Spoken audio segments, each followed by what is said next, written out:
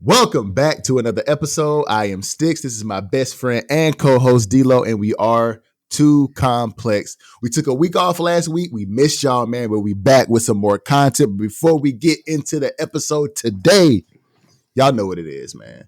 Hit that like button, hit that subscribe button, and hit that notification bell so you miss none of these bangers that we drop every single, basically every single week. What's up with you, D-Lo, man? How you been, my G? You got a man on fire on your shirt with that shit? What that say? Man, that just says I'm fine. Everything is fine. So are you fine? Oh, I'm fine. I just thought it was funny. Yeah, no, I know. Sometimes it do feel like this. Sometimes it feel like this. But I just thought it was a funny t-shirt. I actually bought this. Go ahead. What you about to ask? No, I actually bought this shirt this morning. I went to Walmart. I went to Walmart. I needed some tissue, some toothpaste, and me and Sam have a habit of just going to the t-shirt aisle at Walmart and just kind of seeing what's in there. If we like anything that's funny, and we'll get it. Yeah. And I saw this t-shirt. I was like, I'm about it. I like it. It's funny. I thought it was funny. Sometimes, but it's a metaphor though. Dog.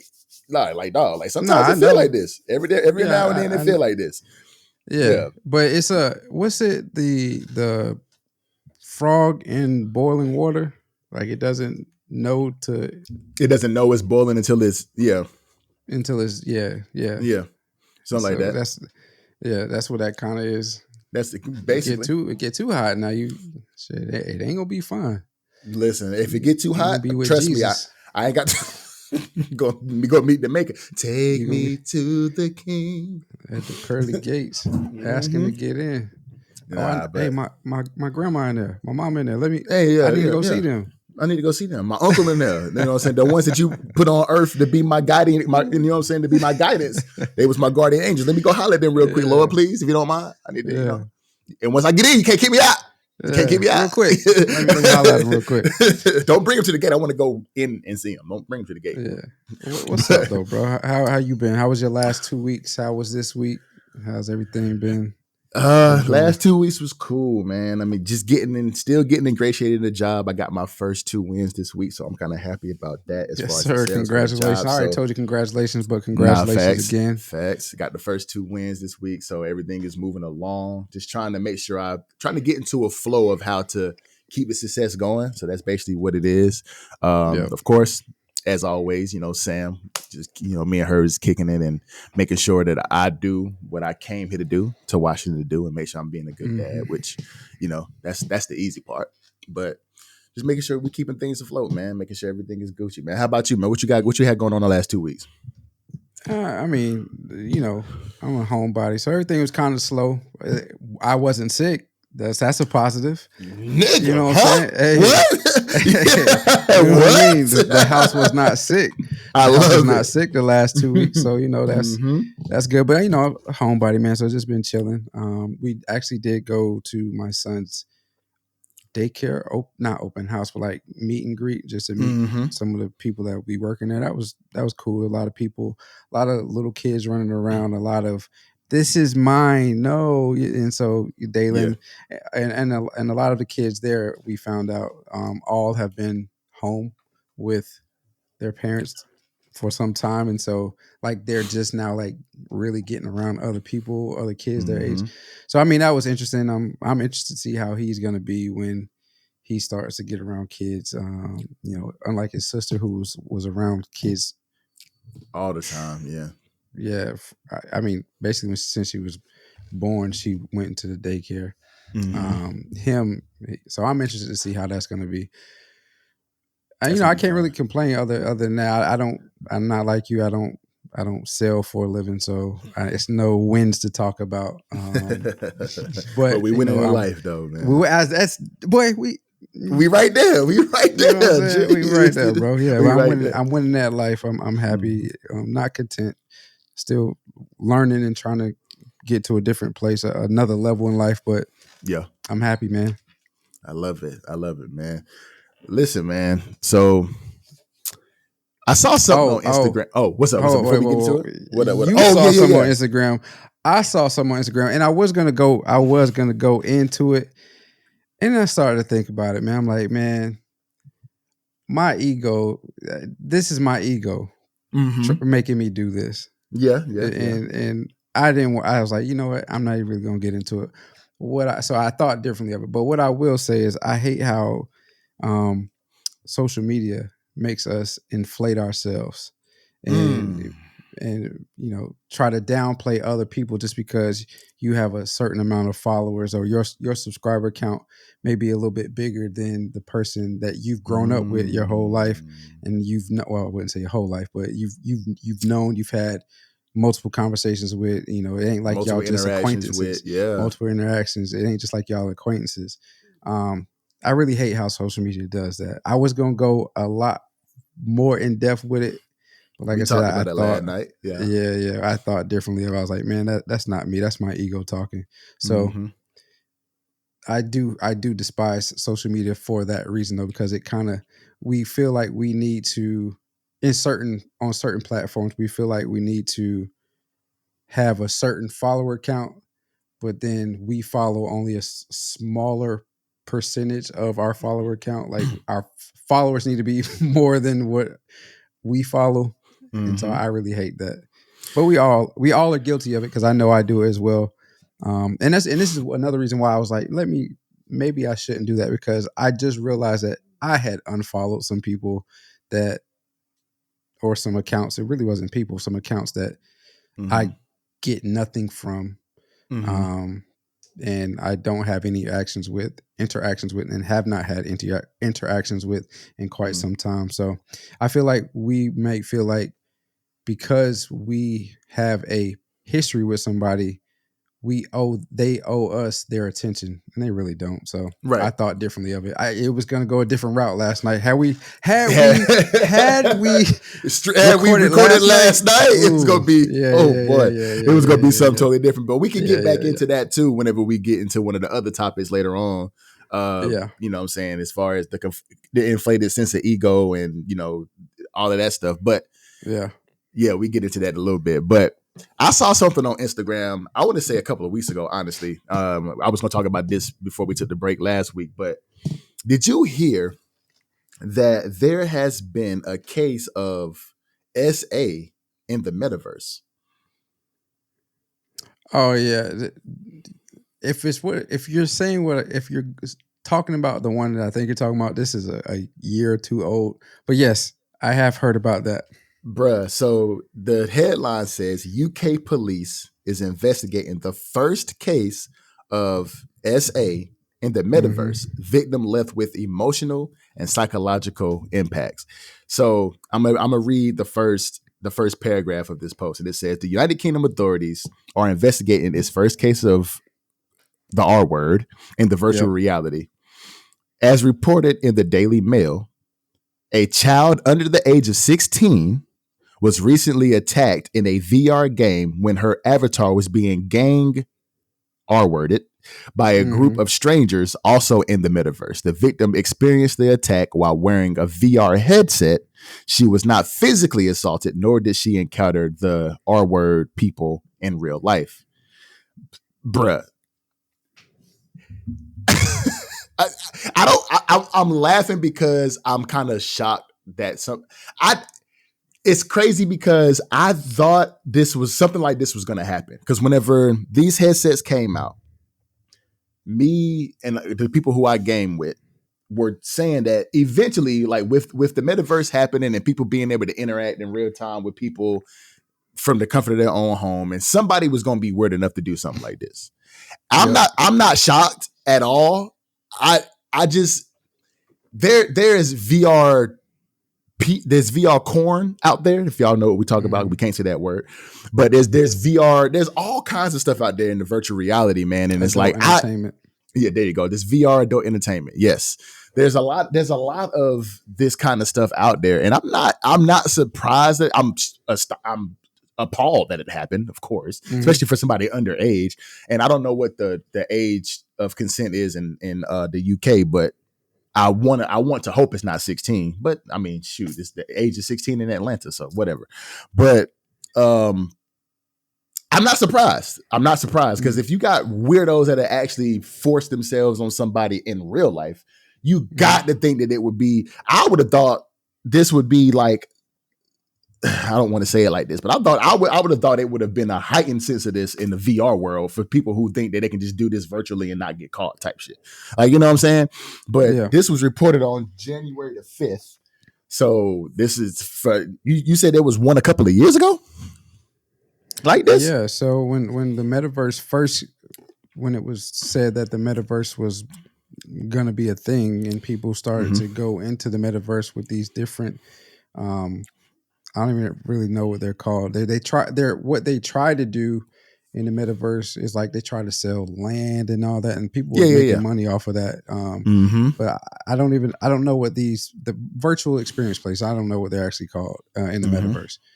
So people were going in there, and then I think I want to say like early last year, a woman reported that she was essayed in the metaverse.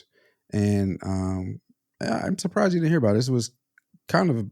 It was kind of a hot topic when it first came out because, you know, everybody was excited about the metaverse and saying, oh, this is going to be the next big thing. It's going to be this where you're going to, you know, transition to make all of your money. Like I said, people were selling land. They were talking about putting actual physical places in the metaverse. And if somebody wanted to own it, they would have to buy it and all that. So, I mean, like people were talking about doing clubs and meet and greets and places to gather and all that. So that was the big push whenever the metaverse first came out. And then it kind of tapered down because, you know, nobody really knows what you can do in it right now. I mean, the thoughts and the possibilities are unlimited, but nobody really knows, you know, how to go about getting that jump started and what they thought it was going to be. So yeah, this woman reported that she was essayed, or she experienced essay in the metaverse. And when I first heard it, I was like, well, okay, I'm sympathetic to the I have empathy for you, but you could have just took the headsets off. And I don't know, maybe that seems insensitive, but like, why would you sit through that whole experience? Because and the reason I say this is because I know my oldest child, she and I know yours, they be on Roblox. And they have said they've experienced, well, mine has mentioned to me, like, why are they jumping on me in Roblox? And I don't know what the game, I can't remember what the game is. Come to find out, that's how individuals that are in Roblox pretend to have intercourse. I didn't know that. I mean, I'm just starting to deal with this. So I didn't know that either. To be perfectly honest, Sam has been playing Roblox for years. She still plays it. So she's never came to me and asked me that question. She expresses that it's annoying because whenever somebody's jumping on top of your head, you can move, but you can't jump. Like it's hard to jump. So in certain games, it keeps you from holding you down. Yeah. So, you know, I can see how that is. You just brought something new to me. So I didn't know that's what that was, but Sam has never expressed to me that it was, oh, it's annoying. You can hear her talking in her room, like, stop jumping on me, da, da, da, da. But she never brought it to my attention, or it's never brought to my attention until now that that's a form of SA in the video games. And well, I wouldn't say SA, but I guess now that I've talked it out and we've discussed that situation, but more so from what I read online, that's like intercourse, and I guess it's forced if it's somebody that it's not a collaboration with or a compromise with, or you come to an understanding. So if you're doing it to a random person, then but look it up. I'll look it up. But I mean, I can understand the psychological and emotional kind of trauma that it can cause in the metaverse, because you actually see these people and it's like your avatars. But it might sound insensitive, but if you feel like somebody that is happening, turn your VR off, bro. Like, it's not real life. Just disconnect. Like, just disconnect from this virtual reality, because if you feel like that's happening to you, to avoid that emotional and that emotional trauma, just disconnect from the virtual reality world. Because if it happens in real life, it's a little bit harder to disconnect. So that's a little bit different, but unplug for a second if you feel like you're about to experience some trauma. Just unplug from the VR world. But and I think that's a challenge that we'll have moving into that is the more that we immerse ourselves into the metaverse, into virtual reality, into our communication solely being through that type of technology, people will feel like it's real life.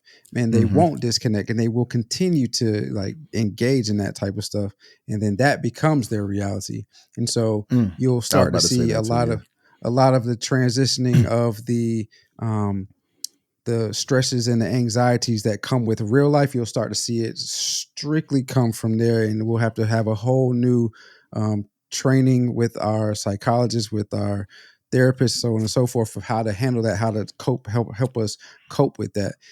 So, I mean, and I don't think it'll be us per se that will get too immersed in it.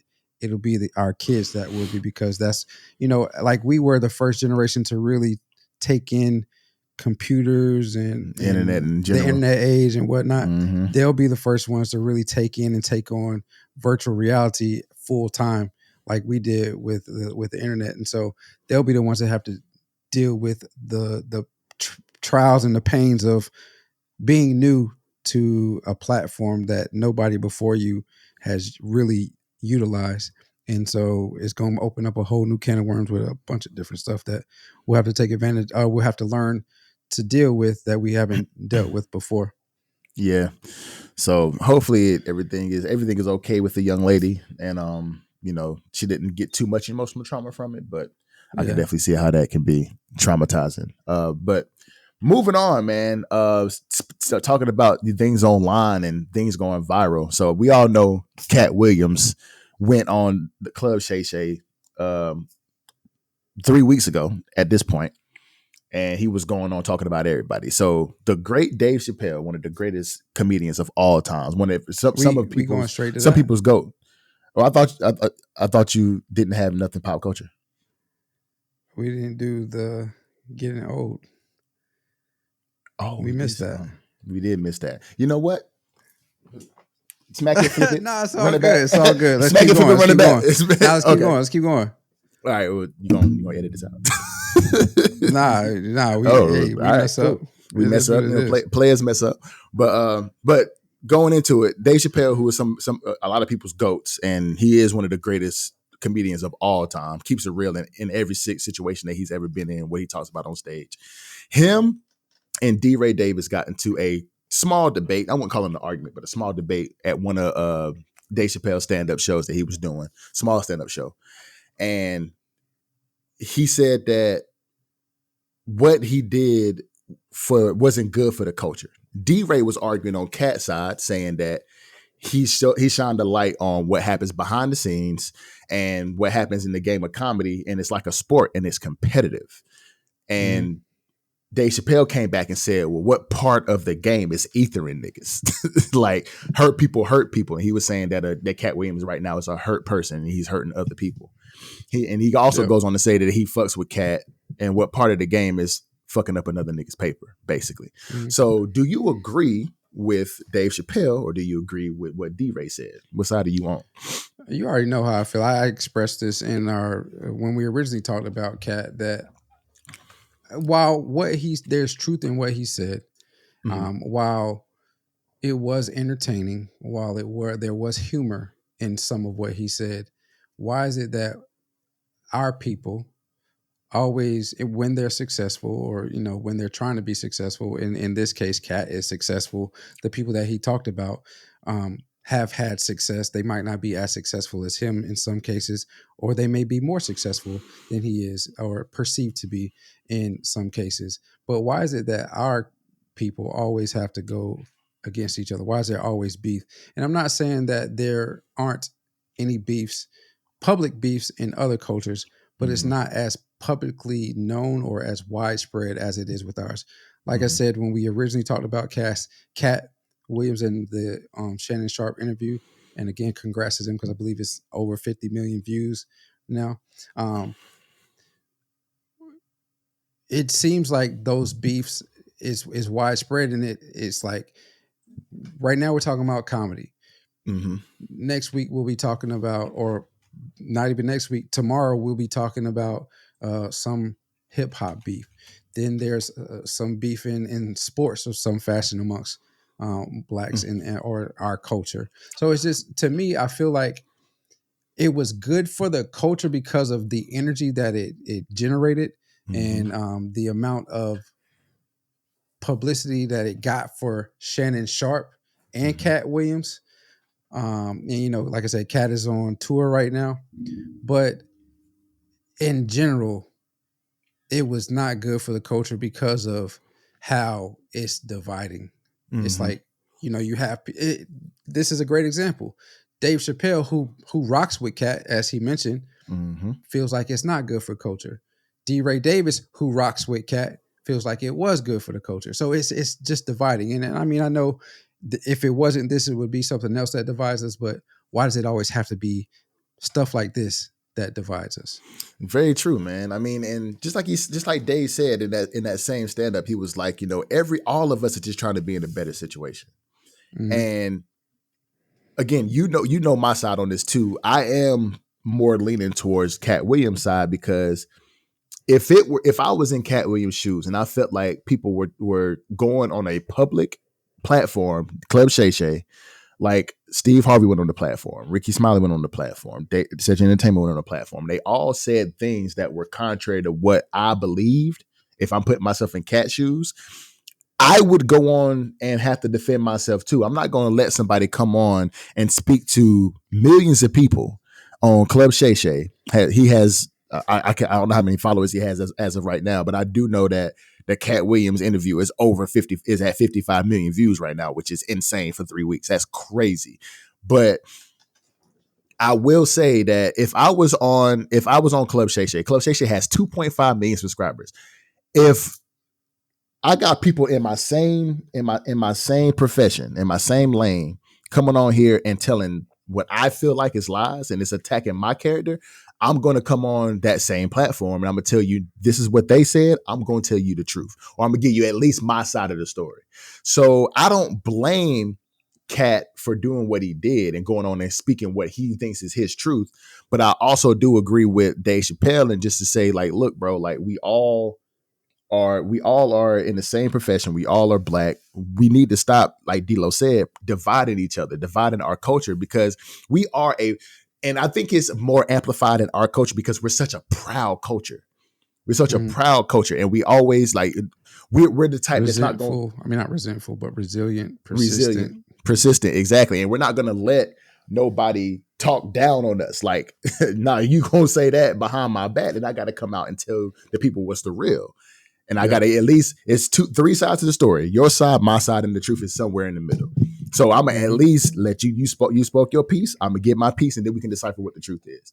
And what's crazy is the truth is leaning more towards Katt, especially with all the evidence that came out. So I don't blame Katt, but I also agree with Dave. And it's like, bro, just, let shit rock. Because like Dave said on stage, he was like, if I told my story, you would be astonished. You would be surprised, because he has come out and said he's had stuff stolen from, jokes stolen from him, and he had a material stolen as well, and he was homeless at one point, yada yada yada. So like, he has the same story, but he just doesn't speak it in the same way, and he's not gonna call that person out for stealing his joke. He just understands it's a part of the business.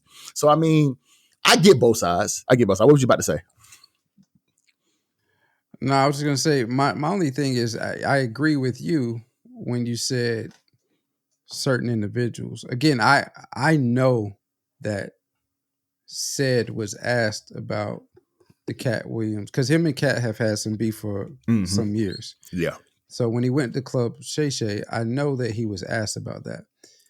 And after the interview, I went back and watched the part about Ricky Smiley talking about he was supposed to get the part in Friday, next Friday, or Friday after next, being Money Mike and whatnot.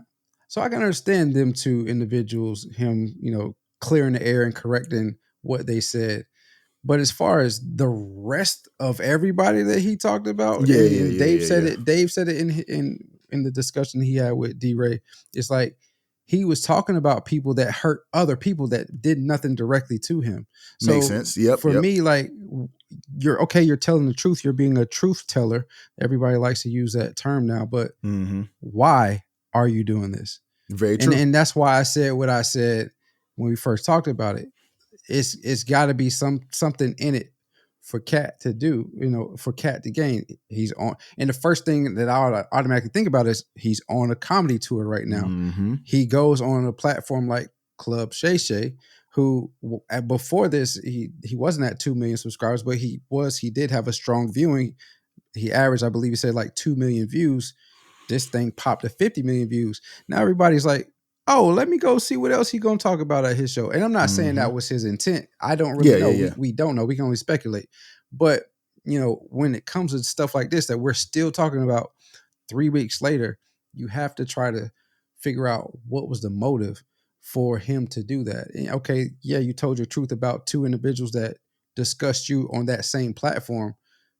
But what was the motive for talking about all these other individuals that did nothing to you directly, but they did something? Okay, you're friends with Mark Curry. Cool. You're defending Mark Curry with Steve Harvey. Got it. What made you talk about Luda and the Illuminati and all that? Illuminati and Tiffany Haddish and Ludacris. You know what I mean? Like, come on. Yeah. Like, he's always had an issue with Tiffany Haddish. Okay. Talk about Tiffany Haddish. Kevin Hart, I guess, because he's tied to Tiffany Haddish. Okay. Talk about Kevin Hart. You literally talked about everybody. Just about. Yeah. The only people you didn't talk about was probably Jay-Z and Beyonce. Yeah. That's very true. That's why I'm like, yeah. Like, it was funny. It was entertaining. And I love Katt. And this doesn't change my opinion of him whatsoever. But, But so of course, Katt Williams brought up the whole thing about whenever the black guys wear the dress and, all of a sudden their career goes sky high. How do you feel about what Marlon Williams said in his interview about whenever black men wear a dress and his whole point about that?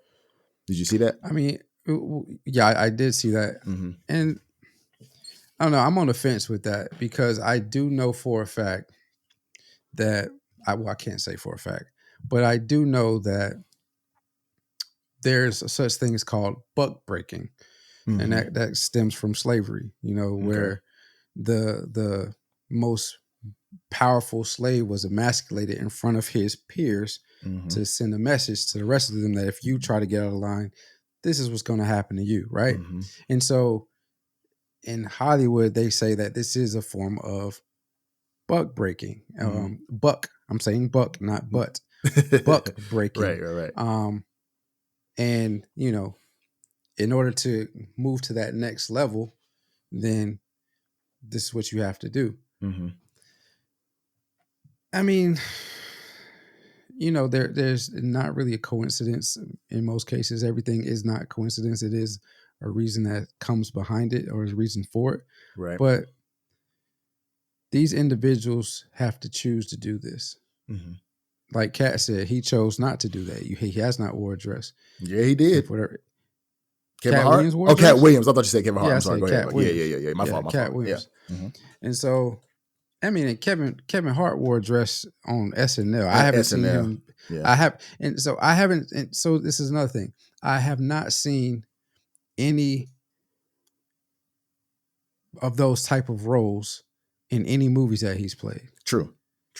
So that's a stretch in what Katt Williams said. Okay. Like, yes, he wore a dress on SNL, but every other role, I haven't seen him. But would you use that as the SNL dress wearing situation? After that, you kind of started to get more major movie roles and more box office films and things of that nature. Because before that, all he had was Soul Plane. This was recent that he wore a dress. This was like the last 2 years. This was recent. Like, I know within the last 3 years for sure. Let's look it up. But go, you can keep talking.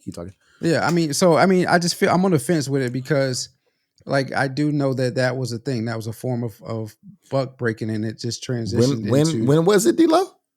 Wasn't within 3 years? 2013. When he was on SNL with a dress? Okay. March 4th, 2013. Well, I apologize. I thought that was recent. So then he only had Soul Plane. Soul Plane was Soul 2000 Plane. Let me see what Soul Plane early came out. 2000s, But wasn't it? that was like one of the only movies he was in, other than 40-Year-Old Virgin, when he was that small part in the Yeah. in the electronics store. But when the Soul Plane hit, Okay. Well, I apologize. Soul I was Plane was wrong about that. 2004. So 10 years ago. So 10 years after that's when he wore the dress. So I mean, you can speculate whatever you want to speculate, whatever. Yeah, But no, whatever. I yeah, mean, yeah. So I yeah. mean, I just feel I'm on the fence with it because I know it's a form of buck breaking, but these individuals had to choose to wear those dresses. They while there is stigmas in Hollywood and all that stuff, Mm-hmm. they do have to sign off on it. If they read through the script, they get to read through the script before everything is done. There may be some changes here and there, but when they read it, if they are okay with, all right, I'm gonna wear a dress, then that's on them. I mean, I don't know. I Yeah, mean, I it's their know we choice. talked about selling your soul and all that stuff a couple of weeks ago. I mean, yeah. Yeah. I mean, hey, Yeah, it is what it I is, don't man. know. I don't know enough about every individual that wore a dress to talk about it. I know that Marlon said that it's a big thing in our culture of wearing a dress, and you don't see other cultures getting up in a fence about up in Up in arms arms about it about it. too much. Mm-hmm. He talked about Robin Williams. He talked about Patrick Swayze. He talked about all those individuals, but it's Mm-hmm. always our culture. I mean, and that's the thing. We always, when it comes to like finances and sticking together, stuff like that, we always say, well, why we can't be like other cultures? But when it comes to stuff of entertainment and stuff like that, we we try to be different. I don't know. We're conflicted sometimes. I mean, there's nothing wrong with that, but if we're gonna be together, we have to be together. True. And just to kind of close it out a little bit, I mean, Marlon Wayans did say that, you know, the conversation on putting the dresses is silly. He said whenever you're an artist, you have to have a different mindset. And he said it's Mhm. about the art, not the persona that society puts on you wearing the dress. It's literally for the art of being a performer, being an entertainer, being an actor, or being an actor. I was gonna say actress, but actresses are thought to wear dresses, but Mhm. like so I think it's silly too. But I mean, at this point, Katt Williams put out what he put out. And again, like I said, a lot of the evidence that people are trying to do to back Katt Williams is looking like leaning towards he's telling the truth. But the fact that he spoke about people other than the people who harmed him is what Dave Chappelle has the problem with, and that's the issue. That's the issue that it Yeah. has. Yeah. The last thing I'll say, because it just popped in my mind, is the only problem that I have with it is representation matters, right? And we Mm-hmm. we always say that. And Mm-hmm. up until a couple years ago, I wouldn't say a couple years ago, but recent history of film and entertainment, TV and movies and stuff, us in a positive light on camera and movies wasn't always a thing. Like Mm-hmm. most times we played the drug dealer, the gang member, somebody shady, something like that. There were very few roles where the black person was the hero and all of that stuff up until recently. Like there's been a shift in that, so to speak. Now, but then you put us in dresses. That's like is that all we're good for? You know what I mean? Yeah. Is to do those type of roles, or are you implying that our race um, is full of that community? And that's not the case. So I mean, Yeah. that's why I say I'm conflicted with it, because there are many different messages and ways that you can go about that. But again, like you said, and Marlon said, is the art of being an actor. So, Mm-hmm. but I'm Exactly. sure. Well, did Marlon play a gay He was in White Chicks. role? I knew he wore a dress, but did he play a gay I role? don't think so. But one thing I will say is that Marlon usually writes the scripts or writes the Right, roles right, for a lot right, of his right. parts Him and too. his So family. him and his family writes them. So Yeah. he has a little bit, because most people go into a part trying to gain the role, while Marlon has the artistic power to write the roles and cast himself. So he Right, casted himself for White Chicks. So right, there you go. And that's a classic movie. I mean, I ain't gonna lie, like it won't funny, like it won't great, but right.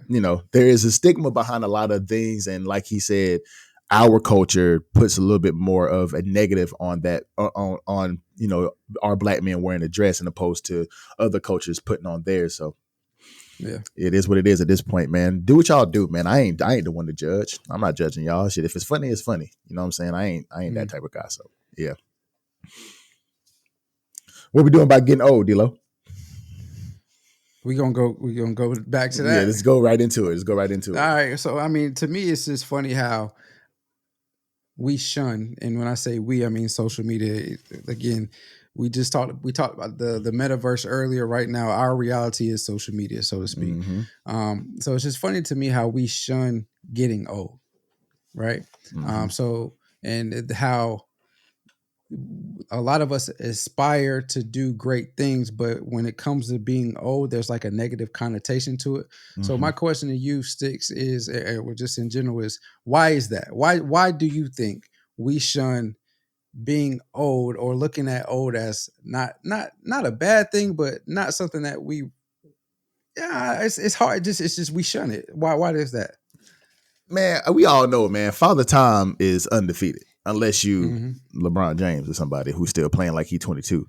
But then we find a way to do that every time, I swear to God. But Father Time is undefeated. So there's, as the old adage says, there's only two things that's guaranteed in this world. That's death and taxes. So you're not going to ever get away from it. So why not just accept it? But just like you talked about in the intro, social media gives us a heightened sense of ego and what your persona should be and how you're supposed to look and how you're supposed to act and what you're supposed to show is what you want people to perceive as real life.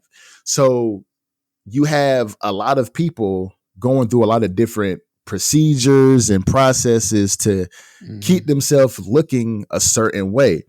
And people are doing, you sent me the post about people doing things to their face, and I was like, what is going on? And that's where the conversation came from. It's like, yo, why are we shunning this? Like, why do we feel like we can just avoid every year passing and us eventually going to the makeup? Like, why are we trying to quote unquote slow this process up? Which I understand because nobody wants to pass. Nobody wants to pass away. I get that, but at the same time, there's nothing that gets that gains value with age and use. So if you're getting older, you're going to eventually wear down, and a lot of that comes in our physical features, and we can tell. Oh, my fault. I don't mean to cut you off, but I do mean to cut you off. But I didn't mean that. Go ahead. What you got? So you said there's nothing that gains value with age and use. I beg to differ with that. Well, what is it then? With age and use? Age and use. The older it gets, the more you use it. Us, when we're working, in the working world, the older you get, usually you gain more experience, and the job is using you as a resource. You typically gain more value. I'm not talking about getting wise and things like that. And I'm talking about we wear down the older we get, regardless of how much we work. Right. So we can't. It's a peak to it, right? So as you start out, let's just say your Sticks, age 26, 27, however old it was when you had to actually step into the corporate world and not be in the NFL anymore. When you stepped into the corporate world as a first time worker, right? You probably more than likely were somewhere just at the bottom in the average of what everybody make at that company. As you got more experience, as the company used you as a resource for that company, as you got older, you started to move up. You started to get promotions. You started to get your salaries bumped with cost of living, and maybe with the promotion, you got more money as well. Right? And then so at a point in time, yes, when you no longer can work anymore, which we make ourselves retire most times because we want to have more of our time. We're getting off on the tangent here. But no, you're good. Yeah.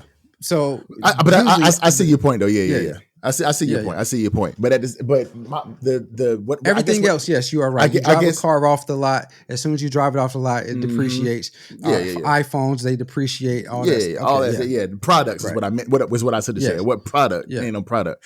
But at this in that sense, it's more so like, okay, we're trying to keep ourselves looking a certain way when eventually, as people, the older we get, the older we're going to look. But people are trying to give off this persona of I want to even though I'm 62, I still want to look 26. They want to flip it. They want to keep flipping the age. And to me, it just makes no sense. Like, why can't we accept the fact that we all get older?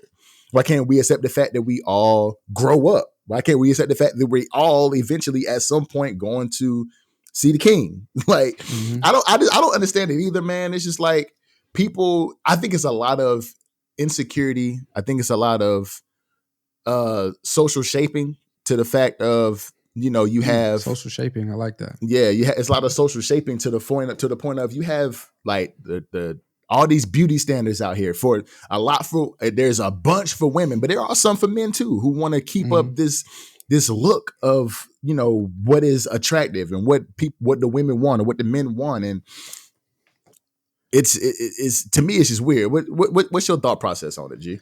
So you are 100% correct. It is the social media that is adding this level of vanity to us. Yes, bro. That's a good word to use. Whereas it was not before. So, because everybody has a camera on them, usually everybody that has a mobile device has a camera on them at all times. At a moment's notice, you could be in a picture and you have to be photo shoot ready to take a picture. Where in the early 90s, or late 90s or 90s and 80s and real early 2000s, that was not a thing. And then now we've ushered in, everybody has a camera. You can be on the internet at a moment's notice. We've added a level of vanity. And I get that. You always want to look your best. But if you want to look your best, like put in the work. Everything is a process. It's a process to get the results that you want. It don't snap your fingers and it comes like that. So to answer your question, the rebuttal, that you are correct. Social media has added a level and an element of vanity that just has taken us to this. Okay, do I want to be old? No, I don't know if I really want to be old. Whatever. To me, though, I really had to think about this question because I'm like, man, like really, why do we shun getting old? Why is all of this stuff now coming about? And to me, the two things that stuck out was time and loss. All right, and you talked about that as well. So time. When you think of a young person, they're perceived as having unlimited time. Like they it's going to be a while. Lord God forbid something tragic happen. It's going to be a while before they have to even really think about death entering their mind, right? When you think about somebody older, it's about they've seen their best years in the past, or they're over the hill, right? And then loss, we fear losing our loved ones because that becomes a theme as you get older. The closer you get to your time of loss or your time to leave this earth, the more you lose things. And that's both physical and characteristics of yourself. You lose your loved ones. So you've experienced loss early in your life with, your family. I'm just now starting to experience loss on a consistent basis. That's hard. That's terrifying because they're things that these individuals, I'm talking about our families, have taught you.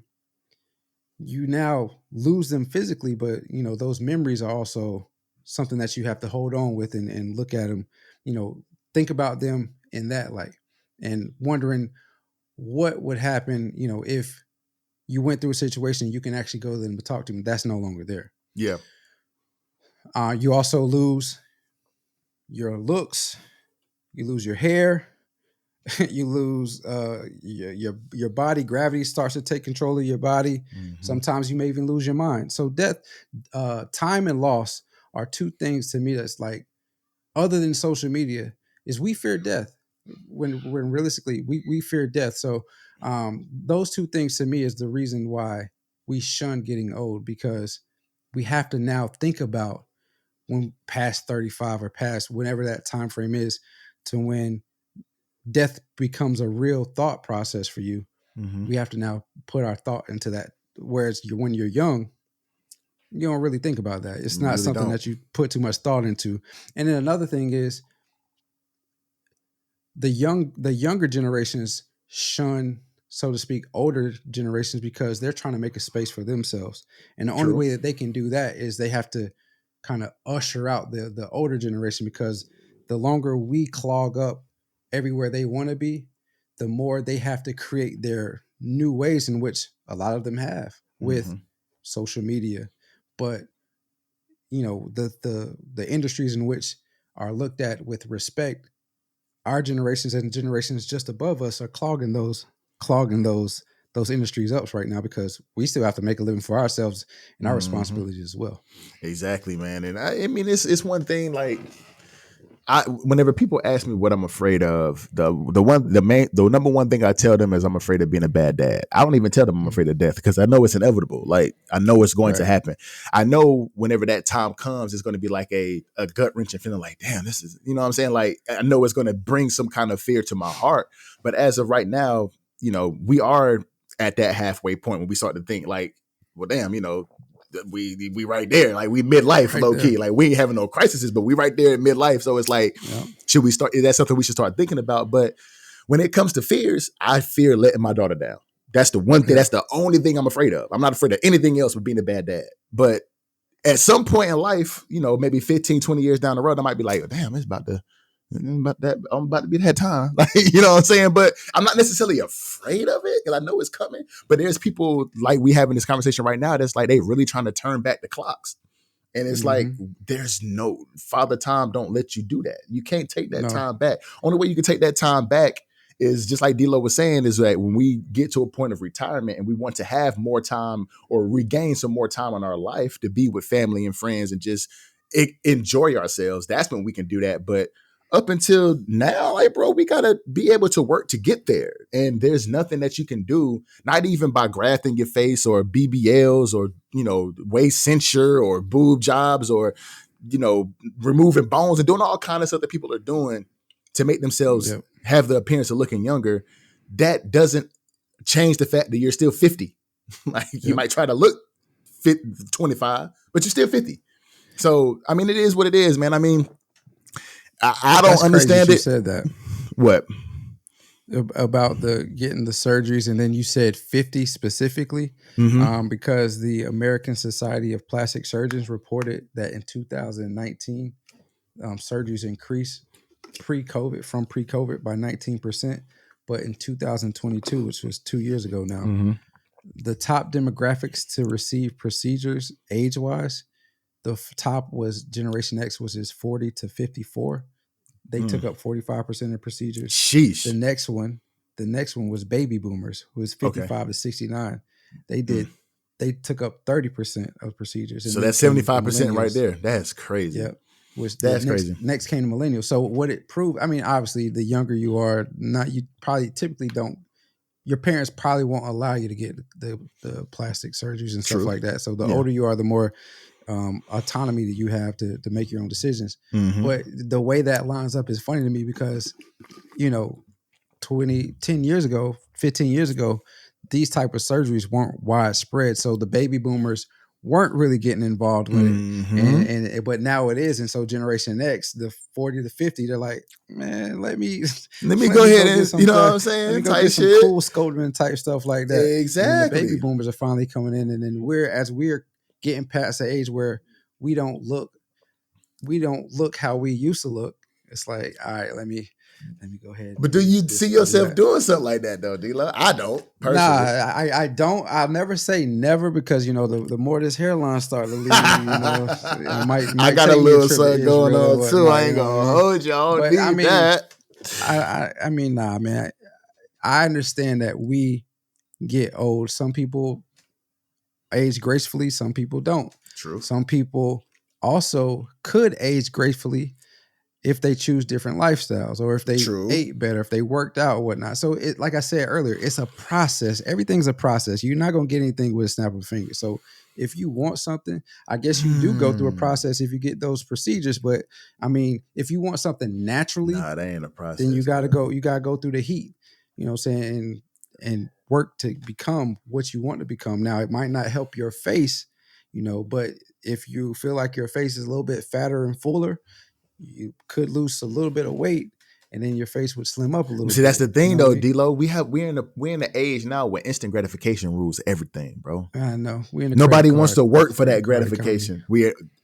Credit card, and you can use that as a metaphor for everything. Instant gratification in life is what is ruling right now. Like, everything has to be quick, everything has to be right now. And if I'm not getting the results I want right now, I got to figure out a way to get it right now. So, like, yeah, man, instant gratification is what it is, man, and it's insane, bro. It's insane to me.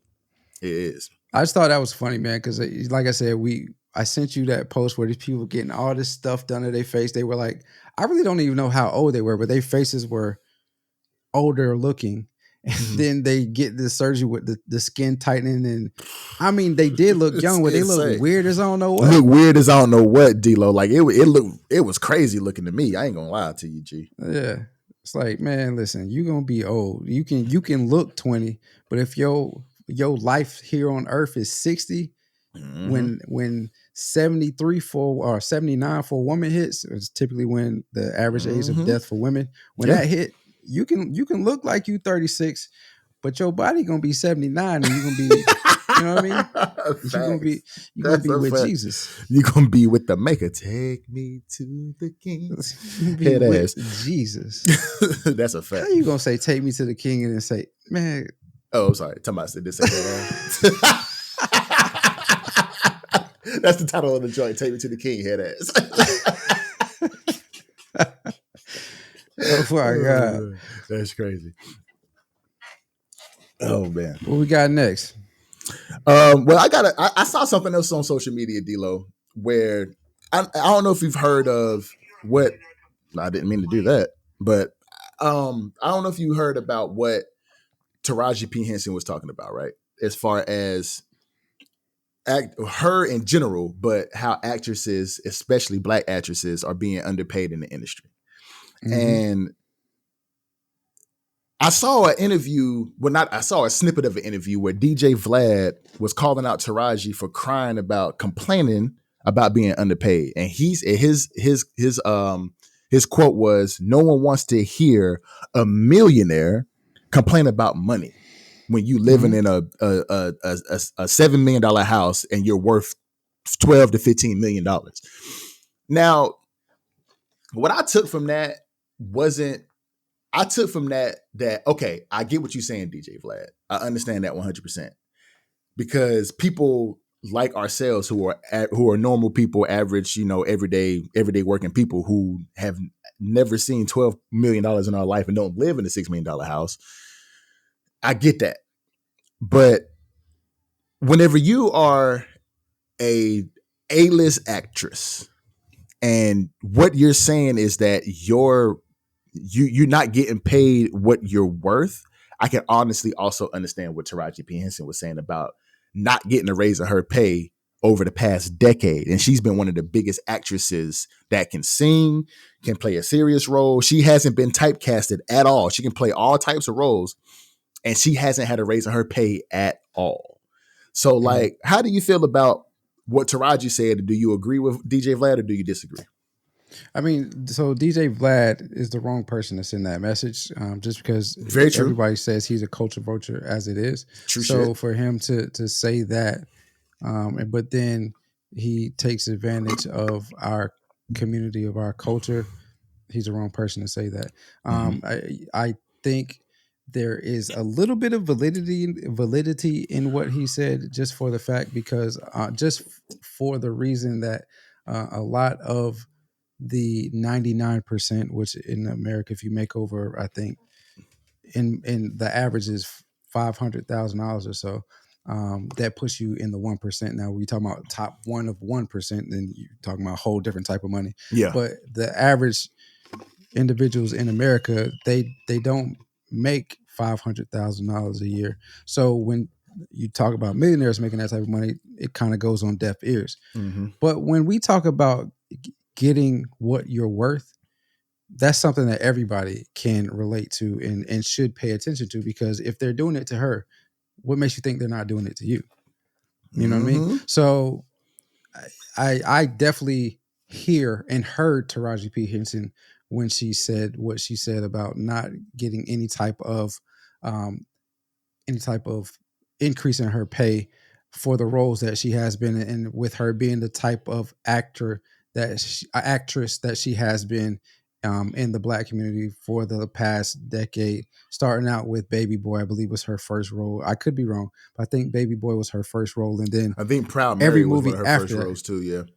Okay, Yeah. I don't know for sure. I don't know her. I don't know which one came before each other, but I know that's one of her first. Yeah. They were both one of her first roles. Yeah, go ahead. Right, and so and then everything after that, she played well in all those roles. She's been leads in a couple of movies, and for her not to receive any real significant bump in pay compared to others that don't look like her says a lot. It does say a lot, man. I thought it was interesting. Like you said, DJ Vlad that's the right. I don't even know if it's the right message, but it's definitely the wrong messenger. Yeah.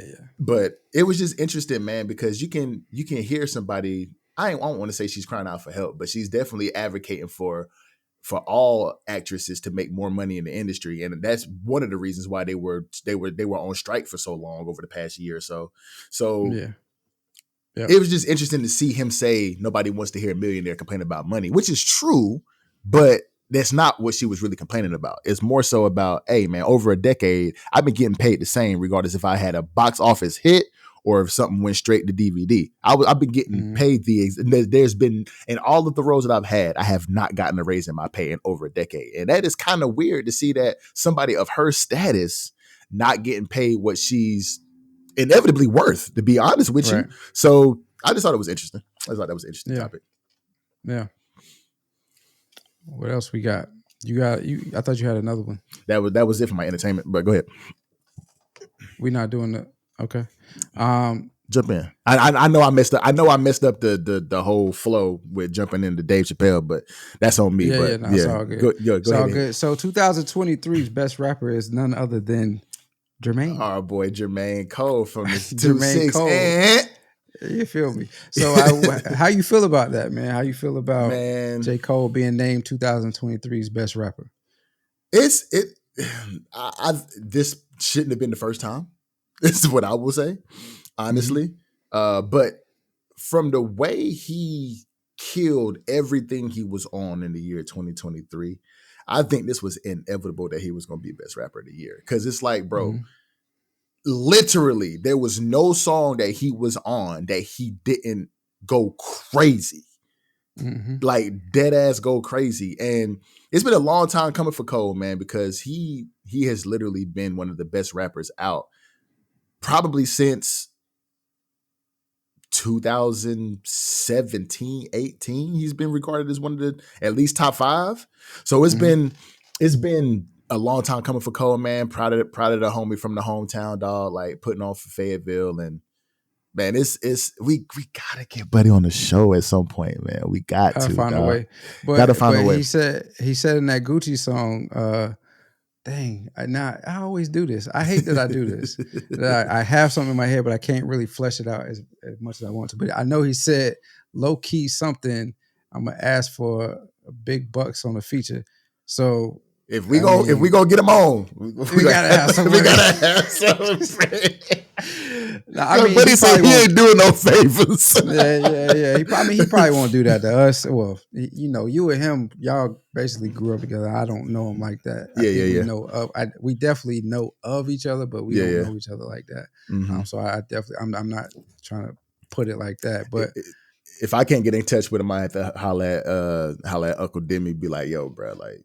I know you probably got a little bit of a closer, especially with their relationship with 2K, but we'll talk about that later. But man. It's been a long time coming for Cole, man. Long time coming for Cole. I mean, I feel like you.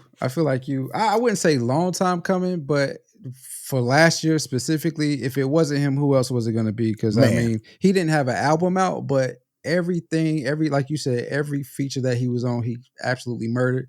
And then for sure, the ones that we know were closer to the tail end of the year, and it created so much excitement that people talked about it for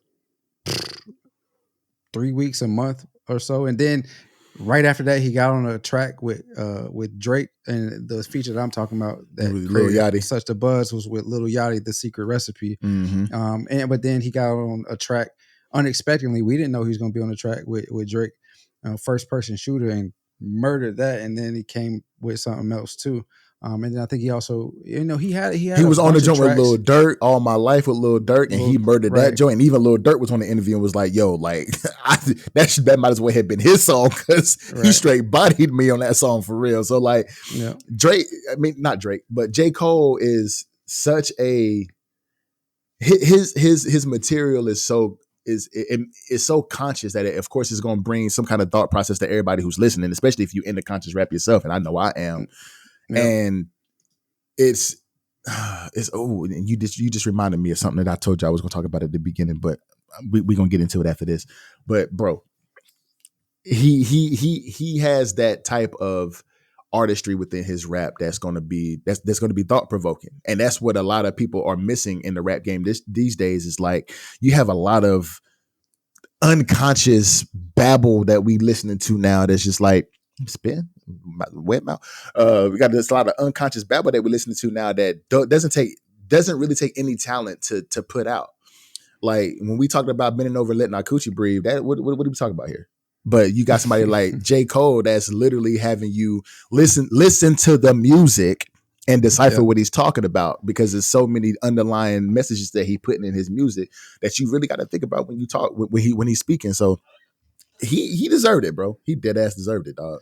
And he said, low key only short for a large fee. So low key only short for a large fee. We might have to test that theory, Cole. We got to test that theory, G. Jermaine. Come on, bro. Do it for the hometown. Do it for the hometown, because it'll come back to you tenfold. Well, maybe not 10. 100%. It'll happen to you. It'll come back to you, G. It'll come back to you. So, Sticks, I typically don't like to bring up these type of topics, but in this case, I absolutely had to. So, was it last week or the week before? 2 weeks ago, Jeanie Mai went to the judge. And if y'all don't know, Jeanie Mai and Young Jeezy are filing or have filed for divorce. She went to the judge and said that you about to piss me off. I feel like you about to piss me off. Like you about to piss me off. She went to. It's been reported that she went to the judge and asked him not to enforce the prenup she signed because she didn't have enough time to read it before signing it. Girl. So Sticks, what do you think? What do you think about Jeanie Mai's request, or is it May or Mai? Jeanie Mai's. I think it's Mai's. I think it's Mai. I think it's Mai. Yeah. What do you think about her request? Number one, that's a lie. That's a lie, because from what I know about the prenuptial agreement, you also put some stipulations in that prenuptial agreement as well. So for you to say you didn't read it, that's bullshit, because you had to put thought into the prenuptial agreement to actually put stipulations for Jeezy if he did something wrong in the marriage, that you would gain this from his discretion. So no, that's a lie that you didn't read it. It's a lie. You had your lawyer read over it. You put stipulations in the prenuptial agreement as well. So no, that's bullshit. That's bullshit. Yep. All the judge would have to do is say, okay, let me see that prenup. Let me see what the stipulations are in this prenup. Oh, you added this to the prenuptial agreement. You had to have read it in some capacity. And especially to be able to say that you didn't have enough time to read it before you signed it, it's also bullshit, because who's not going to read a marriage come on, bro. Like you were not under distress in this situation. You weren't. Just stop. Like if I could see if you were, crying and was forced to sign it right before their wedding, and y'all like, no, that's not what happened. Like I knew you was about to piss me off. I knew you was going to piss me off. So this is why I don't typically like talking about this stuff, but it was funny to me. I was like, it's hilarious. Like what? Ain't no way. Like for me, if I'm the judge and I'm ruling for Jeezy immediately, because that's the last thing you should come in my courtroom. I've been watching too much Suits, so this is exactly. I've been watching too much Suits, so ain't no way I'm gonna allow you to come in my courtroom and make a mockery of it by saying you, as a celebrity, did not have the chance to read, didn't have time to read marriage contract. Okay, if you didn't, you have lawyers that you pay great For money to, I'm sure. that can read that in an hour and say, okay, yeah, this is we can agree with this. Now I probably would make an amendment for this, right? So I don't buy that whatsoever. Plus, it's very rare that prenuptial, from what I've researched, it's very rare that prenuptial agreements are not enforced. If they've been signed, they're put through by the court. So for that unless you can prove alone, that you signed it under distress, but unless, yeah. and so this is why I said, according to what I researched on research about prenuptial agreements being not enforced, because I have heard like it's easy for women to get out of prenuptial agreements, but based off what I read online, they say it's very rare that prenuptial agreements aren't enforced. So for that alone, I'm ruling in favor of the defendant, Jay Jenkins. Next Jay on the Jenkins, docket. Get this next out of here. on the docket. Come on, you bro. gotta do like, your due diligence, man, and read over the paperwork that you signed before. I mean, come on, she has great lawyers. She could have got. And to say that you didn't have time is just because, according to Jeezy, one of the reasons why he wanted a divorce is because she wasn't doing enough. She was just at the house with the baby, which is cool. I get it. That's perfectly fine. Being a mother is a job within itself. I get that. But it was one conversation for another day. Conversation for another day for sure. But it's one of the things is that she had that's bullshit. She had plenty of time to read that, because you're in sense a content creator. You're not a rapper like Jeezy, who might be on the road a lot, or an athlete that might be on the road a lot, or a lawyer that might be taking cases and working 70 hours a week, or you're not one of those. She had a show. She had a show, but she I think she or something like that. It's a show like that. I don't know if it is The View. I think she was on The View at one point. I think she left that and went to something else. But either way, she's on the show like that. Yes, but that's not taken up. I don't even think did they record every day. I don't even think they recorded every day. I don't know what. I didn't watch the show, so I can't really tell you. But no, she had time, bro. She had time, and nah, bro. It's bullshit. It's bullshit. Jeannie, you should be ashamed of yourself. Like D-Lo said, case rule for the defendant, Jay Jenkins. Fuck out my courtroom. What are you talking about? Next on the docket. But before we get to the next one, the real. There you go. Yeah. Well, before we get to the next topic, D-Lo, this is something that I forgot I wanted to talk about this. So we were having a conversation as we were gaming last night, and I was doing research at the same time. And the conversation came up and it kind of tailed into a lot of different things. But the main conversation was, is Nicki Minaj one of the greatest rappers of all time? That's just where the conversation stemmed from. But it led to what I want to talk about. It led to, is Drake a rapper or is he a pop artist? What do you think he is? He's a pop artist. Exactly. But why? Tell me why. Well, because Drake, he stretches across many genres of the style in which he goes about music stretches across many different genres. Like Drake can rap, Drake can sing, Drake will pop off and give you something like, what is this, Drake? You know what I mean? He like I always mess up the last couple of albums that he has. One of the albums that he had in the last 3 years was like a boom bap. Honestly, never mind. Yep, that's what you're talking about. Yep. Yeah, it was like a house music album. Mm-hmm. You know what I mean? Yeah. So he came out with Young Money, and he was rapping and whatnot, but he was like a melodic rapper. So what Drake? Go ahead, D-Lo, please. You're killing it right now. You're cooking right now. What Mos Def was? I mean, I'm sure some people that will disagree with me, but what Mos Def was saying about Drake, there is validity in it, but it's nothing wrong with that. Like if you offer something that everybody can groove to and can vibe with, and to me, ain't nothing wrong with that. Now, people that take their craft serious, like Mos Def did as being a rapper. I can't recall if he was a conscious rapper or not. I think he was, but for those individuals, That's all they're focusing on. They don't care about everything else that you can do. But to answer your question specifically, Drake he's definitely a pop artist to me. You just cooked, D-Lo. You just cooked. Because that's what because it was, I would say, 7 of us in the group chat last night. 6 of us were arguing with one person saying that Drake is a pop star, and he was arguing that Drake was a rapper. Now, does Drake rap? Yes. Yes. He raps. It's a part of his bag. He does rap. Yes. But and we also we weren't arguing that Drake doesn't rap.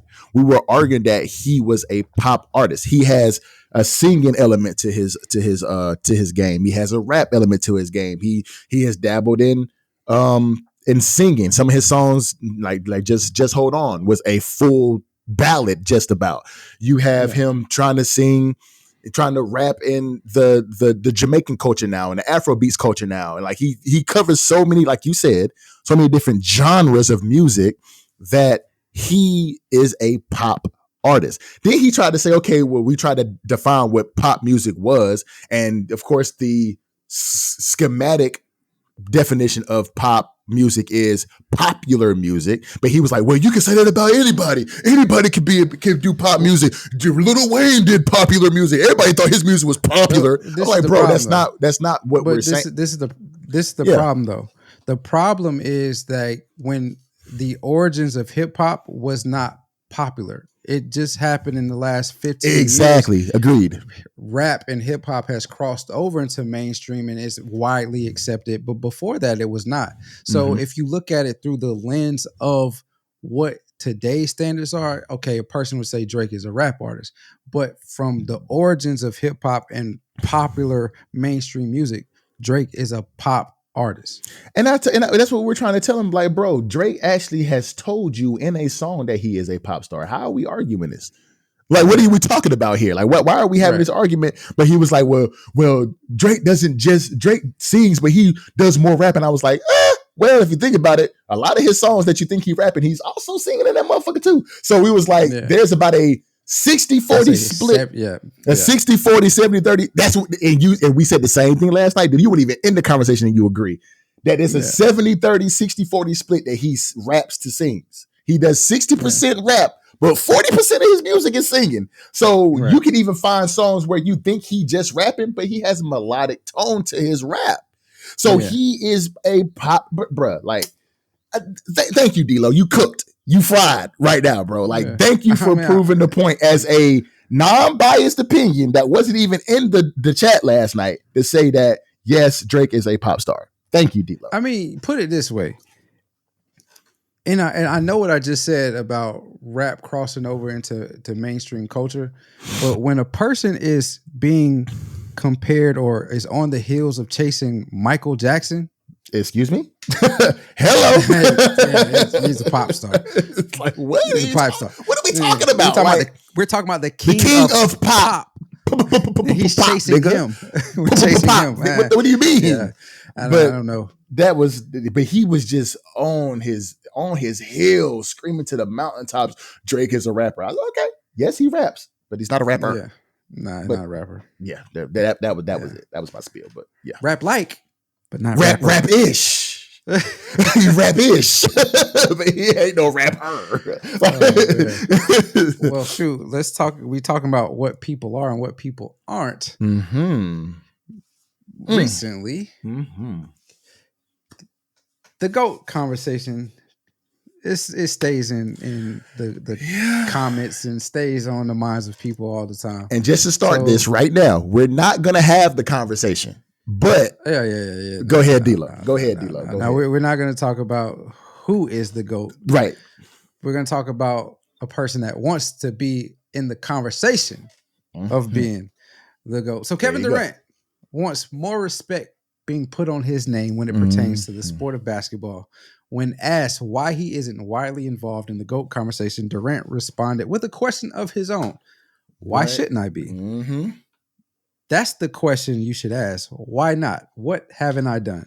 So Sticks, what class. I got two. There's two questions that I had. We had one question for it. I came up with another question. Mm-hmm.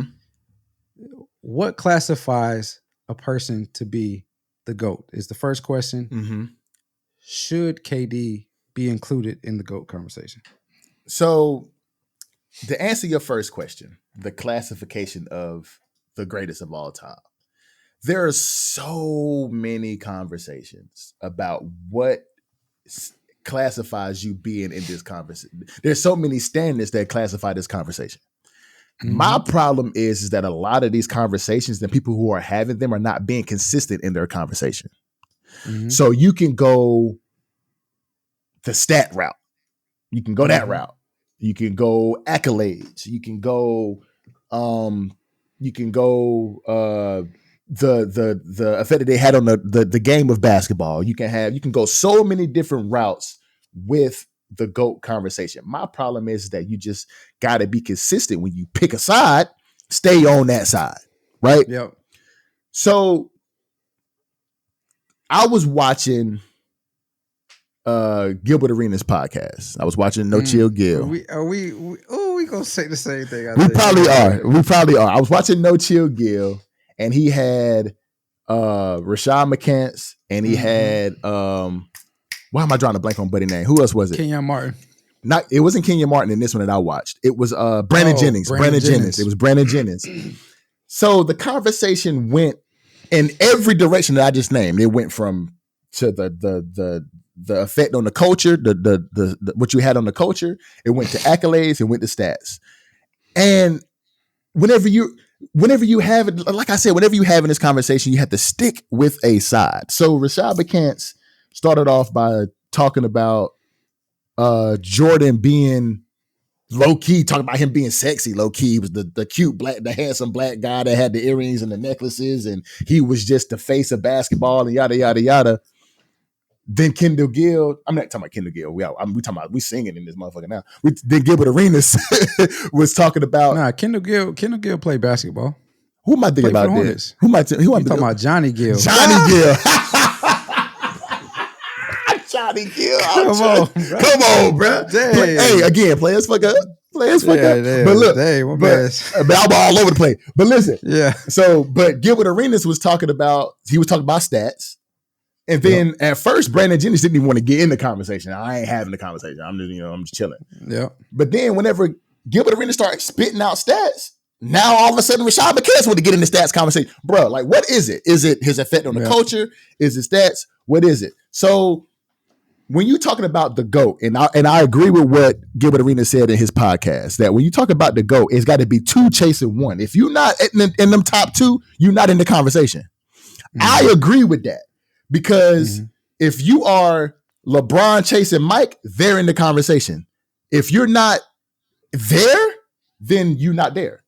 So I think that in my mind, how I talk about the GOAT conversation, to me is, I don't even want to say, bro, because people going to be in the comment section. I don't really even care. But to me, it's, you have to, to me it's accolades, but how can I say this without sounding crazy? To me it's accolades, but in some way you do have to add in that team aspect to it because you were a part of the team that won these championships. Mm-hmm. So, and we're not having a debate, but that's kind of where I take my conversation when I'm talking about the GOAT. To answer the second question, since I agree with Gilbert Arenas, then no, he's not in the conversation. He's not. Yeah. But there are even more people that are chasing number two before Kevin Durant even gets there. So, I don't agree that he needs to be in the conversation. Now, he does have a pretty good resume. He's a 2-time champion, 2-time Finals MVP, 14-time All-Star, 6-time NBA all NBA first team, 4-time second team, 4-time scoring champion. He's done a lot. He's a gold medalist in the Olympics. He's done a lot for the game. He does have a really good resume, but is he number two? I don't think he's even close. But that's just my personal opinion. What you think? Yeah. I don't. So when it comes to what classifies you as a GOAT, I don't know what classifies one as the GOAT anymore, because there, like you said, there's so many different directions that people go, and there's so many times that the goalpost has been moved as to what the GOAT is. And I think the reason I think that is because we look at people that we believe to be very knowledgeable about the sport, whether they played it or they've been covering it for so long.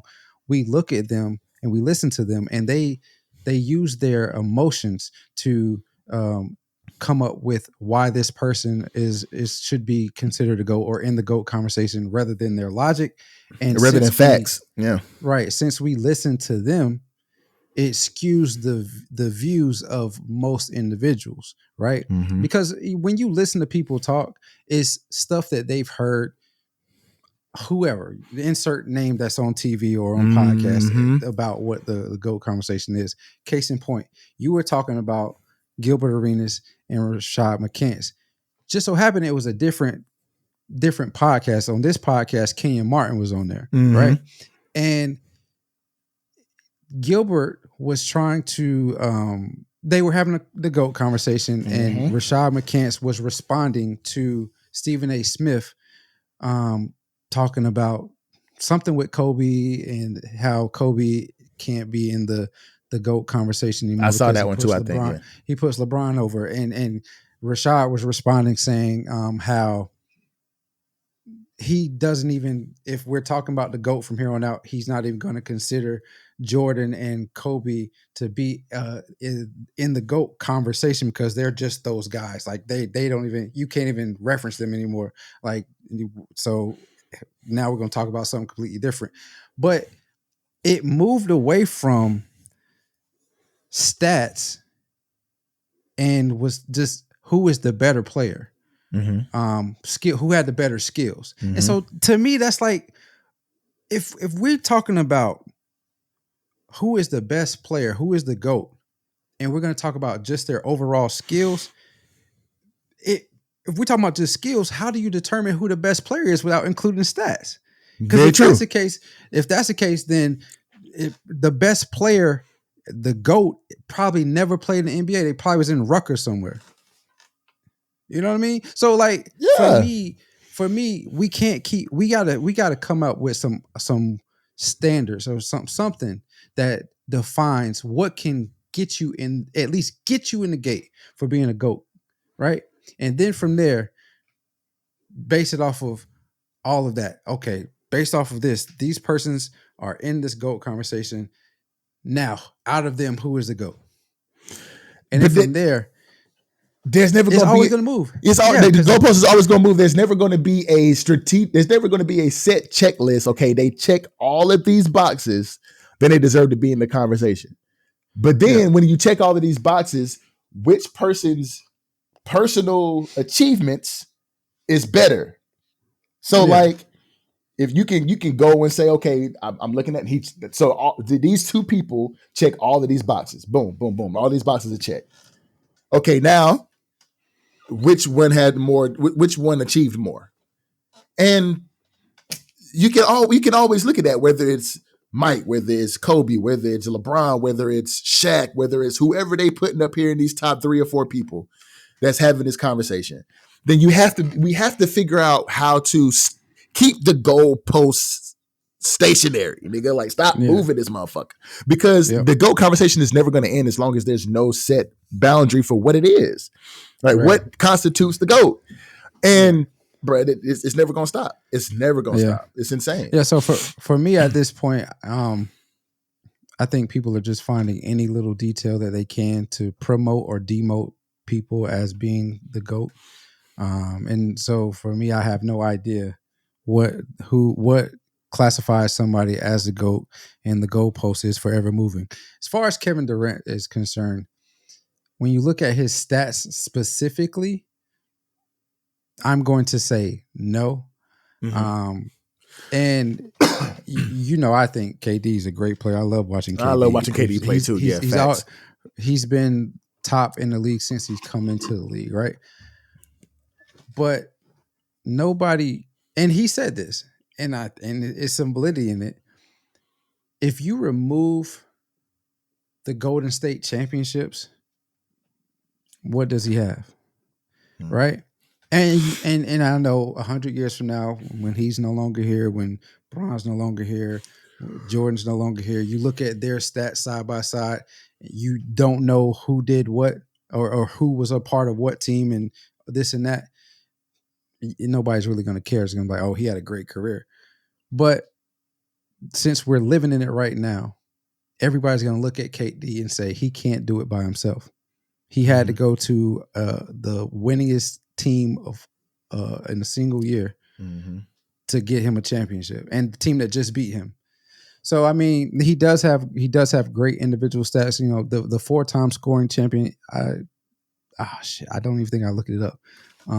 But I don't think, how many times was Jordan scoring champion? Let's go look. I know Bron's only been scoring champion once. Let's go look. Kobe's been a scoring champion twice.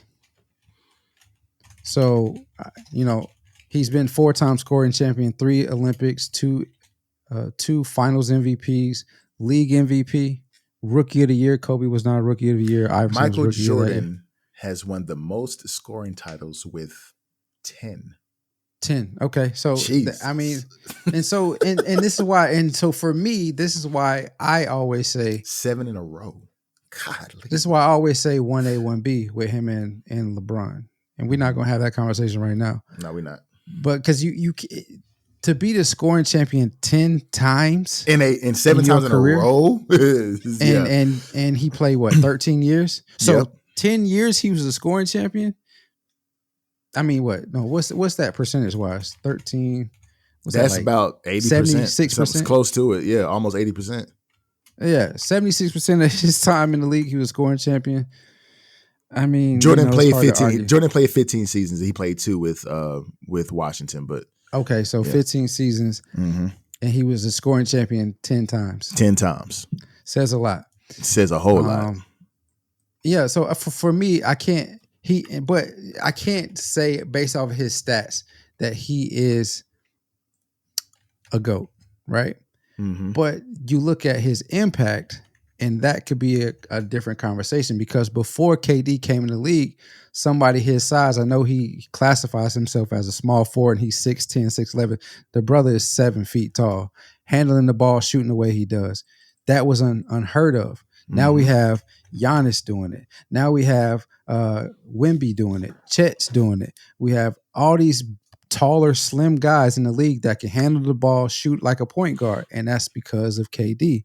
So he has had an impact on the game, and you know, his cement is still wet. Stephen A. Smith likes to say it all the time. His cement is still wet, so he can put himself in a conversation, but he has a ways to go, because there are people in front of him. Steph is in that conversation because of his contributions to the Golden State franchise, because of his shooting ability. You know, so I mean, I'm gonna say no. I'm saying no too. He still has time to write his own history if he can win the championship by himself. If he can get another MVP, that's another reason why Steph isn't. For me, this is a reason why Steph can't truly be in the conversation, and why I know we love Kobe, but why Kobe can't truly be in a conversation. They only have one league MVP. While they are great players, they only have one league MVP. Well, Steph got 2. Steph only has. Steph got 2. I thought. Steph got 2. I thought. Fault. Yeah, you're right. He won back to back, and he got 1 unanimous. Yeah. Yep. You're right. I'm sorry. Kobe only has 1. He has 2 Finals MVP. Steph only has 1 Finals MVP. That's what it is. That's what it is. Steph only has 1 Finals MVP. So that's just like, you only got 1 Finals MVP. Y'all won 4, and you the best player on your team, supposedly. Yeah. So I mean, not to go off on a tangent, but I just, for KD, I can't see it, but statistically, but he does have an impact. So it's like, I mean, Steph, you let Iguodala take it. We know he should have got that one. That one he should have. He should have. But it's just crazy, man. Because I mean, if we were to look at it, like, he still has, like you said, he still has some his cement is still wet, but he got a long way to go stat wise to pass a lot of people that's above him. Yep. So like, if we talk about stats, he got a ways to go, and he's in his what year is this for KD? 17th year, 16th year. He's in his 15th year in the league, and he was 6 years behind Bron. That don't seem right. It says years experience 15 right here on my screen right now. Mm-hmm. That don't seem right. 2007 pick 2. So that's 4 years. Bron's in his 21st year, right? So this LeBron is in his 20th year. 20th year. This is his 20th year. Because LeBron came in at 03. Right. So this is the 2023-24 season. This is Bron's 21st year. No, it's his 20th year. He came in at 03. He came in at 03-04. This is 23-24. I'm pretty certain this is Bron's 21st year, and he's been to the All-Star game 20 times. He didn't go his rookie year. 20 years experience. Then his first year was 03-04. This is 23-24. So this is his 20th year. Why does he say 21st year? Go to his I'm on NBA.com. Yeah, but so he don't even know how long he been in the league. That's crazy. This is insane. But this is his 20th year. He just said 21st year. 03, round 1, pick 1. I know. I'm just saying. But that don't make sense though. To me, how is he in his? Isn't he right? Okay, whatever. Yeah, because you got to look at it as the season goes over a span of 2 years. His first year was 2003-2004. This is year 2023-2024. No, I'm not talking about Bron anymore. Oh, got you. KD is in his 15th year. 15th year. But he came out in 07.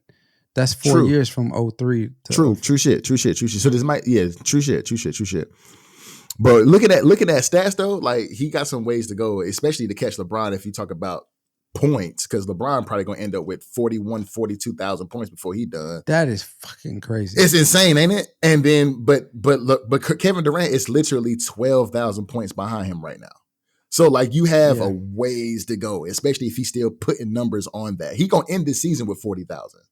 So because he had 39,668 right now. So it's like, bro, you have a ways to go to catch niggas. So like, is he in the conversation?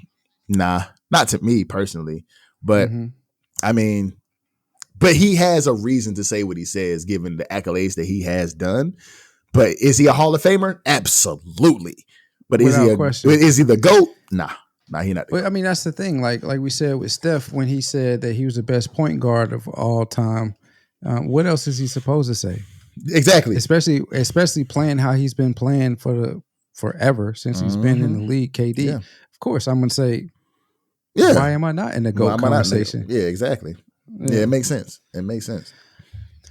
So Sticks, I'm still gonna research because I know Bron said he been in the league 21 years. Man, that nigga Bron slow. He wants to go straight to the fans for getting him into the All-Star game 20 times because he didn't go his rookie year. I know he didn't go. He ain't go to college, man. He can't add for real. I'm just playing. But anyway, so have you heard of the Super Bowl conspiracy? Nah, what are they talking about?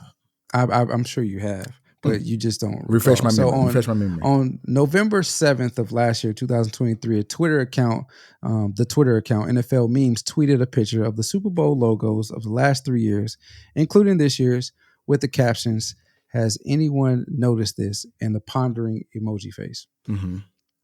The previous 2 logos ended up having the primary colors of the participating teams in them. Mm-hmm. Which were the Rams and Cincinnati, and then the one after that was the Eagles and the Chiefs. Mm-hmm. Well, this year's primary colors is predicting that the Ravens and the 49ers are going to be in the Super Bowl. So my question to you, the script conspiracy theory has been at an all-time high for the last 4 or 5 years, last 3 years for sure. So my question is, how do you feel about conspiracies in sports at this point? There has been talks around football and basketball, the NFL and NBA being quote unquote scripted. Yeah. It would be very, very, excuse me. It would be very, very hard to script that.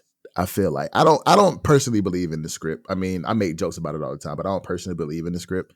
I think it would be very hard to personally script something that humans have a bearing on, especially when there's money involved. But it is entertainment, and you can look at it as, are they acting for real? But I mean, there's a lot of things that you can say about the quote unquote script of the NFL. But I did see a post that said, I'm gonna have to look it up while we're still talking about it. But I did see the post about there was a post that said something about Lamar Jackson playing in the Super Bowl, but it was like they hadn't even played the second round of the playoffs yet. But it was something about Lamar Jackson being in the Super Bowl, and I'm like, yeah, it was foreshadowing much. Like, you know what I'm saying? It was a screenshot of some. It was a screenshot of some news station that had a halftime thing. So it had Post Malone and Usher performing at the San Francisco 49ers and Baltimore Ravens Super Bowl, and that was 2 weeks ago. Right? Yeah. That's what I saw. Yeah. But I was like, bro, really? Like, hello? Yeah. But that could be foreshadowing from the logo too, because it does have purple and red in the logo. So it's like, hey, right. Yeah. So I mean, is there a script? I don't believe that there is, but I think that there's a lot of manipulation that goes on as far as how these teams and these organizations and these television stations would think that what's going to make the most money. So there could be some manipulation in it, but I don't think that it's all around the whole 32 teams in the NFL is scripted. But I think there is some manipulation in things, though. I do kind of believe that. What you think? Yeah. You think there's a script? So I have long believed that there is pre-planning, air quotes. Okay. I'll put those in air quotes, when it comes to who wins sports events. But this is really after tragic events that happen in certain areas, more so than scripts that are being passed out in the NFL. And I can get into more of that, but it will take over the whole conversation that we're having right now. Right. But to me, it's like you said, it's too many moving parts to coordinate a script going on in the NFL. The website overthecap.com reports that on average, only 50% of players return from year 1 to year 2, and it drastically goes down from 2 and beyond, right? So that means that there's a lot of players moving in and out of the NFL that were on an NFL roster, that could have possibly gotten their hand on these hypothetical scripts that going into year 2, 3, or 1 to 2 are upset because they're not on an NFL roster and they hold a grudge. We would have heard in mass by now that the NFL is scripted and rigged. We know of a few individuals that have played in NFL and they've never said anything. Me included, and I've never heard anything about it. Exactly. I wasn't there long, but I was there long enough to realize that there was a script. I was there from March to August, so like of 07. So in those 5 or 6 months, I couldn't have figured out if there was a script or not. Right. So for me, I find it hard to believe that there is a script that is going on in the NFL. The NFL prior to Super Bowl, what was it? I think Super Bowl 46. Okay. So prior to Super Bowl 46, they had logos for the Super Bowl. From Super Bowl 2 to Super Bowl 46, they had logos for the Super Bowl with the trophy and the Roman numerals, and then sometimes it would have a nod to the host city that the Super Bowl was in via like some shape around the Roman numerals or within the Roman numerals for the host city. And then then after 46, they moved to just a standard logo in commemoration of, like, Super Bowl 50 was gold. And then after that, it was some other logos. Then they just recently on Super Bowl 56 went back to the Lombardi trophy and the Roman numerals with some nod to the host city. So like in LA, it was palm trees and stuff like that. And then it had the Rams colors, which is ironic. And then the Bengals colors. But California sunshine. What does sunshine? Red and oranges. Yep. And red and yellow. So, and then last year, where was it at last year? Can't remember. Was it in Arrowhead? No, they're not playing in Arrowhead. They're not playing in Arrowhead. That's true. It's Kansas City. It's cold as hell. I know it. Exactly. Where was it last year? I know this year's in Vegas. So the purple and gold, that's like, for me. It was in Atlanta. It was in Atlanta last year. Okay. So red, I don't know what green would represent from Atlanta, but I mean, things aren't always a matter of coincidence. There is some, I said that earlier in the podcast, but there is some reason for why things are done. But even by saying that, I don't think that there's a script to where they're already predicting that the 49ers and the Ravens are going to be in the Super Bowl. However, I did say, and we said in the podcast 2 weeks ago or 3 weeks ago, when we talked about the NFL playoffs, that the favorites, the far out favorites were the 49ers and the Ravens to be in the Super Bowl because of how they played this year in the record. So barring any injuries, I still expect that to be, and I don't think it's going to be any conspiracy to that. I don't think so either. I don't think it's a conspiracy. I think the Ravens are playing amazingly. I think the 49ers are playing amazingly. I don't think it'll be any conspiracy behind it. I think those are just the two best teams that are in the playoffs right now, and they will make it to the Super Bowl. I don't think there's any conspiracy. But again, I mean, they still got to play tomorrow. They still got to play, and do broadcasts and these organizations make money off of what they think will be the best matchup and who they think will watch the most and how much money they will make? Yes. Yeah, absolutely. Which is why we talked about Alabama getting into the playoff, but that's neither here nor there. But we shall see whenever, these games play tomorrow. And that's different though. But it still has to do with the money though, Dino. It does. But in that aspect, Alabama had to be selected. True. That is true. That's true. You got a point. You got a point. But do the committee got to go with the broadcast? No, I'm just being facetious. Yeah, I'm trying it. Because they actually have to physically play on the field, exactly, and decide who goes to the Super Bowl. But then the broadcast and the organization is going to tell the refs to call it this way. I'm just playing. I mean, we know that there are cases where referees have gotten into some type of 100%. 100%. And have swayed the games, but you can't sway the game that much to where, I mean, you can, but not to the point to where it dictates a team's whole season. True. That's true. Well, we're going to see tomorrow, man. They got to play. So we got to see. Yeah. We're going to see. We're going to check it out. Yeah. We got anything else? I don't think we have anything else. Nah, we good, brother. We good, my man. Yeah. All right, man. So listen. Episode 53. It was all over the place. We was kind of all over the place. Trying to get back into the groove. And that's my fault. That's my fault. For everybody that's watching, I kind of broke the I went straight into the day. I got excited, wanted to talk about it. That's fly on me. On the wheels. But you know what I'm saying? Fly by seat of your pants. We pick it back up. You feel me? We pick it back up. I think it was still entertaining. Y'all still love us, don't y'all? Yeah, you do. Yeah. I ain't worried about it. I know y'all love us still. You feel me? Yeah, man. We good. So listen, episode 53 in the books. Thanks for tuning in to Too Complex. We want to remind you that life is short and oftentimes complex, but when it becomes too complex, don't be afraid to lean on those that you love to help you through those times, to help you find simplicity and balance in life. Stay prayed up in this crazy world. A few requests thrown above can return you peace and sanity. Thanks for loving us and supporting this podcast. It means the world to us. We're sending our love right back. Don't forget to subscribe on whatever podcast platform you listen to. Man, we can't take another week off. We can't.